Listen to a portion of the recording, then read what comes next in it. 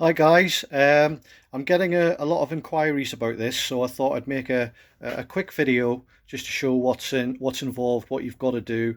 Um, it's the selector shaft for the C60 C64. When we put this into an AW11, we have to rotate this shaft on these components. So if we have a look at the end of the shaft, you'll see that there's a cutout for the selector arm there, and on the selector, that's obviously in the correct position for the selector arm, the crank arm, but it places the selector forks themselves on the wrong side, so it will work back to front. So what we want is to put that notch on the same side as these forks. Currently it's on the other side of the selector shaft, so we need to turn it upside down so that it basically is on the same side, and that'll enable us to use the AW11 crank arm on the end of here, and it'll all work properly.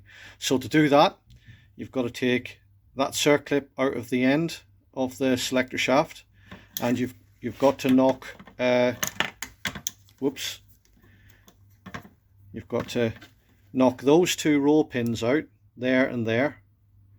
When you take those two roll pins out, that enables you to slide this whole assembly along the shaft, rotate this shaft 180 degrees, put the two roll pins back in, and put the circlip back in, and that is it.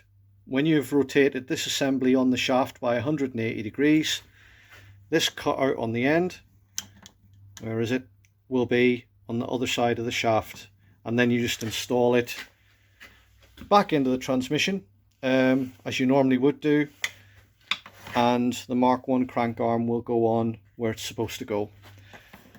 Okay, hope that makes sense. So here we go. I've just modified this one really quickly. Took the circlip out, pulled that spring and collar off, knocked the two roll pins out, slid all of this along the shaft, rotated the shaft 180 degrees, and put it all back together again. And now we can see that the notch for the selector arm is on the same side as the selector forks on the shaft itself.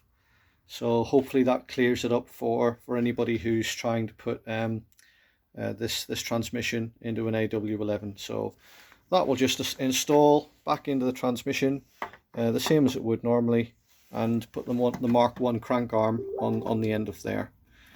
Okay, hope that helps guys. Bye.